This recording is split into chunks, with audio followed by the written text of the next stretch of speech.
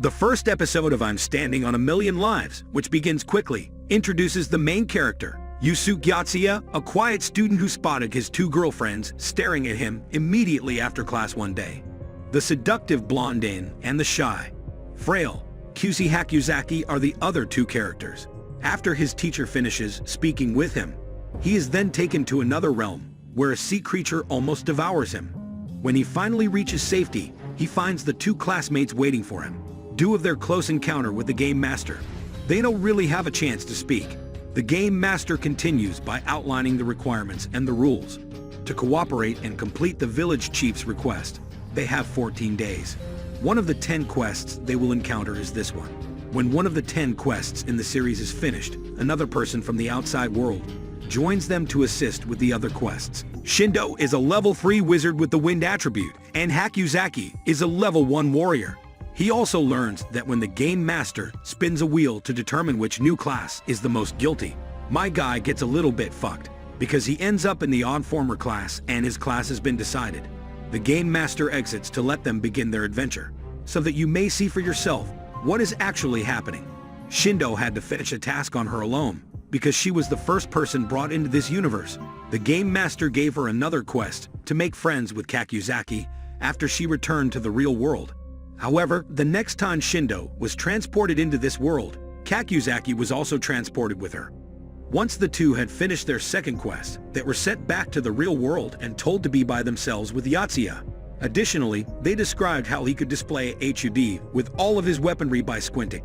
He is limited to using weapons of his class, thus all he has to work with is a bow and a sickle. As they walk, they come across a log point that stores scenes from previous occurrences and can be accessed by touching it. He understands that the pain and sensations are far less intense than what they experience in the real world, because Hakozaki wasn't exactly mentally prepared to be transported to another planet. He witnesses her having a breakdown in front of Shindou. Everyone encounters a squad of goblins waiting in line, and you'll witness his first conflict in the new world. His weapon breaks, and we learn that the other two are completely useless, so this one isn't going so well. After all, Hakozaki is simply a policy. When Kazuaki throws her sword, we see that Yotsuya tries to pick it up, but is unable to do so. Instead, he switches to his Ho-H, but it breaks, and he is then hit and murdered. When someone passes away, they respond after 30 seconds. This seems relatively OP, but if they all pass away at once, they actually pass away in real life. He gets an out-of-body experience, but then quickly comes back to life. In keeping with it, Shindou stays back to be safe. However, as you can see, later that night, he starts throwing himself at the goblins, gradually murdering them all. We learn that they have a map of the locations that have been investigated, and that you'll observe that it takes 5 days for weaponry to regenerate. He also discovers that every time they complete a task, they are entitled to ask the Game Master a question about the quest she accomplished on her own. When she questioned why she was chosen once more, the Master simply said, "Someone you know asked for it after they finished the second task." When Takasaki questioned them, did they simply reply that they were from the future? You'll see that when he outlevels some goblins, there is a disturbance, and when he returns to camp, he discovers that Hakozaki is seriously hurt. A huge beast that had taken Shindou and eternal life is seen to him nearby. Knowing that they can treat it as they are now, he grabs Hakozaki and makes a run for it. Why not? Because as he wakes up, she realizes that her hand isn't regenerating, most likely because it was eaten. They figured the same thing, which she knows, so since she was eaten, it's likely she won't respond. They arrive at a town where we learn that all the locals in this world recognize people from the other world and call them heroes.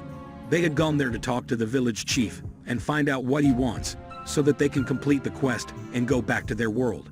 The problem with that is the chief is asking them to defeat the troll that had killed Shindou. Yotsuya goes out by himself to find some monster, so he can break up in order to fight the troll. He keeps on fighting goblins until he's on the brink of level 10 man. Out of nowhere, he realizes that Kusue was slain. When he gets back to the village, he realizes it's under attack, and that's why she was killed. She isn't reviving, so he can assume that she was eaten by the troll. Also, he finds a live point of Kusue talking with a little kid. She explains that in real life, she has a condition that prevents her from doing any strenuous activity. Because of this, she's not exactly used to doing so many physical things, which is why she's so fucking useless, despite that she still feels bad about being a burden on everybody. and is trying to get better about it. We also see that she was eaten by the troll because she was trying to protect some of the villagers. When he starts fighting the troll, he realizes that can only jump forward like the frog. If he changes directions at the last second, then the troll can't get to him. He gets put in a bad spot, and the troll is about to get him. But then he sees a goblin, so he rushes him to get his level 10. When he stabs the goblin, he gets level 10. And the world freezes because he's level 10. The game master then shows up and spins to the job roulette again. This time, he lands on the chef class. Chef class is just added to his kit, so it doesn't actually replace the former kit. Chef ability allows him to get a blade as well as seize the internal organs of the troll. When time resumes, he uses both his knife and his new knowledge to stab the troll in the stomach, because his stomach was cut open. Shindou and Kusue were both set free and respond. Even though they're all back, they still don't have an attack strong enough to penetrate the troll's muscles. They change up their strength, and you'll see it jumps into the troll's stomach and stabs him from within minutes, creates an opening for Shindou to jump on his back and launch a burst of air into the troll's head and pops in like a balloon. Now that the troll is defeated, the game master shows up and Yotsuya gets to ask us question. He decides to ask the game master after the 10th quest is completed what happens to them. He shows them the future where Tokyo is under attack. The three of them are there defending the city when a massive monster comes down from the sky. After getting a good look at the creature, they then appear back in their world.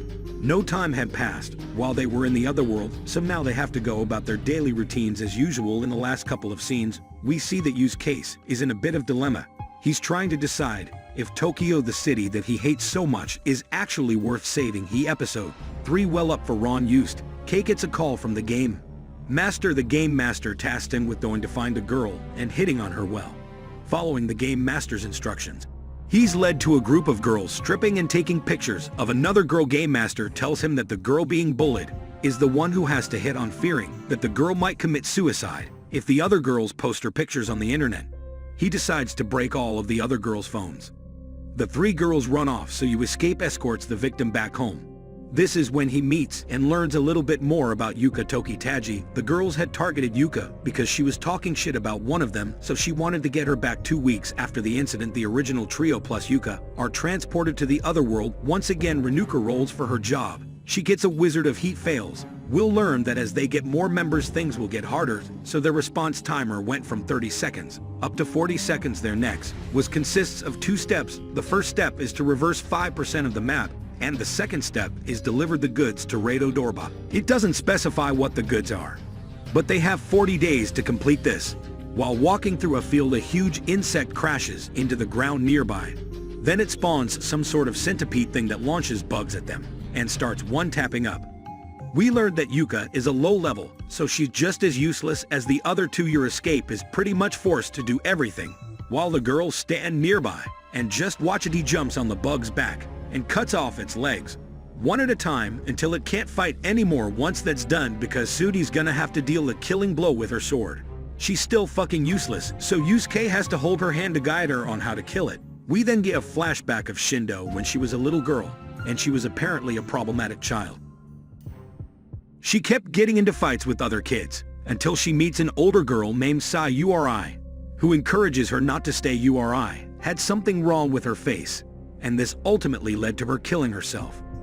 This was a pretty defining moment in her life, and in the last couple of scenes, we see that she's still having nightmares about it today. Episode 4 Sayuri was apparently being bullied in school, which was what led to her suicide. Shindou wound up being bullied also, but not by other kids. It was actually the adults in her life who targeted her because her father was a biker thug who made their lives difficult. When everybody returns to the village that they had saved earlier, they find it in ruins and with nobody around. They come across a man who says that he's been stopping by this village for the past 5 years and it's always been deserted. This means that time moves faster in this world as opposed to the real world. Demand then gives them directions on how to get to ride it over. Oh, the only problem with that is that it's on the other side of the continent. He says that it would take them roughly 30 days to travel that distance on horseback, with only 40 days to complete the quest. Their only option is to find some horses before they start going there. The man suggested attending a nearby martial arts tournament. The prize for winning the tournament is 3 horses while heading to the city where the tournament is being held. They are then ambushed by a group of bandits they go to fight with the bandits.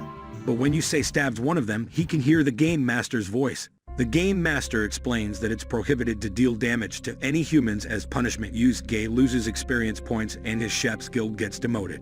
They try making a run for it, but Shindou ends up getting captured by them. The group contemplates whether they should go on without Shindou. Because technically, they don't need her to complete the quest, they decide the best course of action is to have Yuusuke go and attend the tournament walk. As Su-in, you could go to rescue Shindou. Their rescue operation goes extremely well as they get captured. Also, Yuusuke realizes that they've been captured on the map, so he goes around killing goblins until he gets another job. Roulette this time. He doesn't get royally fucked on this thing.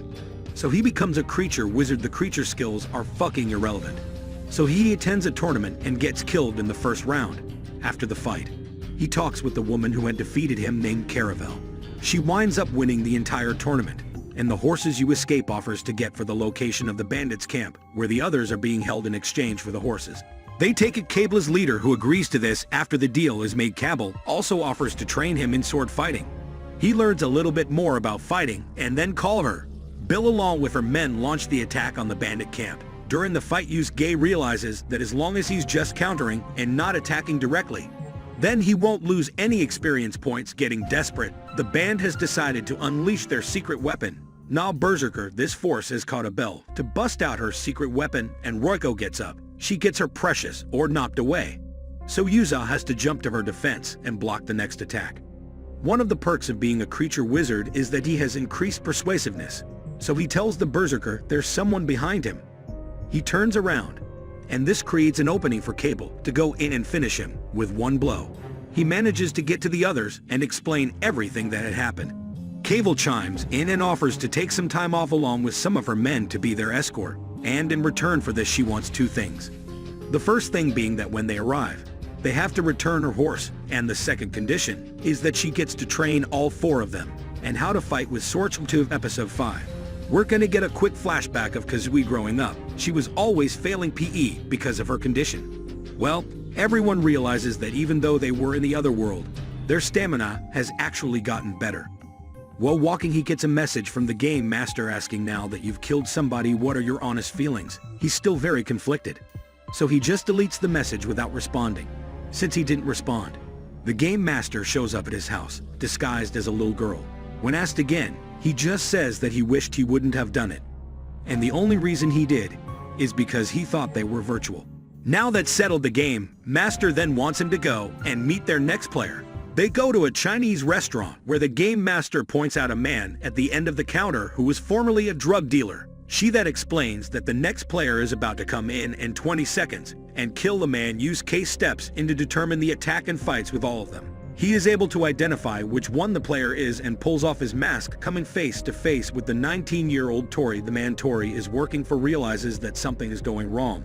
So he comes in and pulls a gun on Yuusuke to prevent him from dying. The Game Master gives him a glove. The glove lets him access his creature wizard abilities in this world, so he is able to order the man to stop from pulling the trigger. This gives me the opportunity to beat the shit out of the man and convinces Tori and his little brother to escape from the police. To escape comes to the realization that the Game Master is preventing bad things from happening to the player, so that once they're in the other world, they will still want to come back to this world.